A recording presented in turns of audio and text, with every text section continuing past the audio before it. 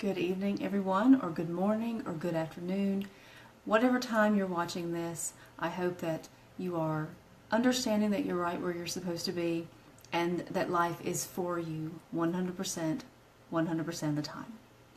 So I'm popping in to do another blue shadow video because we had such an outstanding blue shadow class this past week.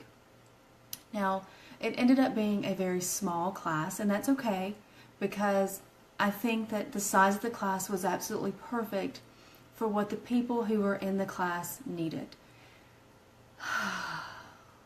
I love when life works out that way. So this video is about your beliefs.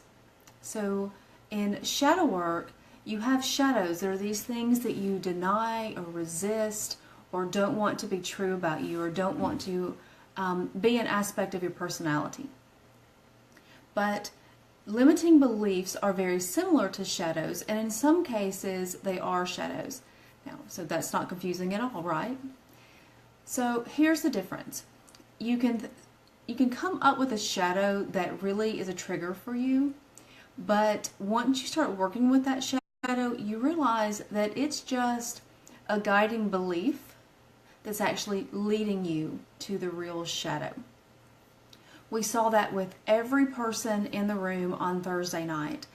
So I read out the list of shadows to them when they had their eyes closed, and I called those shadows out in a way that sometimes I said, "You are," and filled in the blank with a shadow, and sometimes I said, "I am," so that they could have a different perspective of some of the shadows. And what that enabled them to do was to see which ones are really poking me, which ones are triggering me. So everyone had one, at least, that had triggered them. But when we started working with them, it turns out those were actually guiding beliefs that were in some ways leading them to the real shadow, and in some ways was a way that they could not look at the real shadow. So begin to think about what your guiding beliefs are, what your limiting beliefs are about yourself. And I'll give you an example of how some of these beliefs tend to track. So from doing this work, especially the work with beliefs since the mid-2000s, what I've noticed is that some of them have a specific track that they take. So if that doesn't make sense to you, then let me explain it in terms of weather patterns. So here in North Alabama, it's often that we'll have tornadoes come through that follow a specific track. And what that means is that the tornado is going to go through an area in a certain way and along a certain path because that's its natural track, and it has to do with weather systems, and perhaps it has to do with the landscape. I don't know about that. But I do know that sometimes they have specific paths that they'll follow. Limiting beliefs do the same thing. Let me give you an example. Not good enough. Not good enough is a belief that many people have at multiple times in their life. It's one that is fairly significant for people. But not good enough tends to be a guiding belief. And what a guiding belief is it's one that, yes, is causing a ruckus in your life. It's a button that's getting pushed. But it actually, if you will do the work on it, it will guide you to a deeper belief. And sometimes that next belief is still a guiding belief. And doing this kind of work, especially the shadow work, is what helps you just keep tracking it, keep following that track back till you peel back the layer of not good enough, and you peel back the next layer so you can get down to what the shadow really is. So what that deep core belief. So you have, all of these are limiting beliefs, but you have guiding limiting beliefs and core limiting beliefs.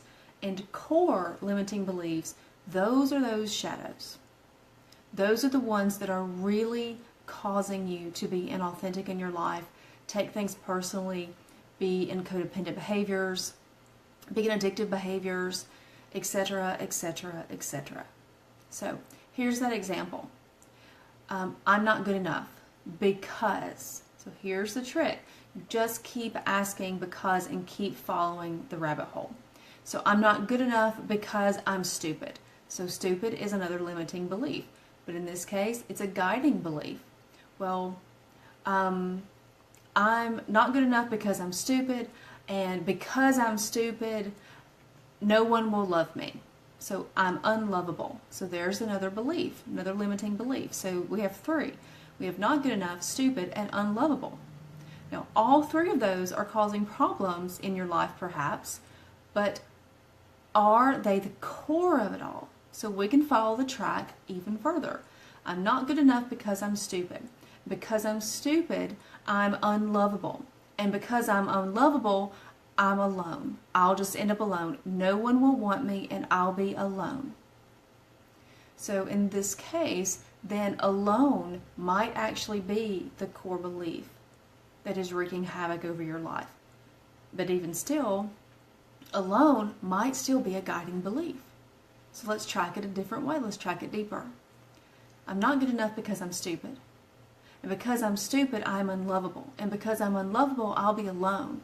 And if I'm alone, then I'm basically just nothing.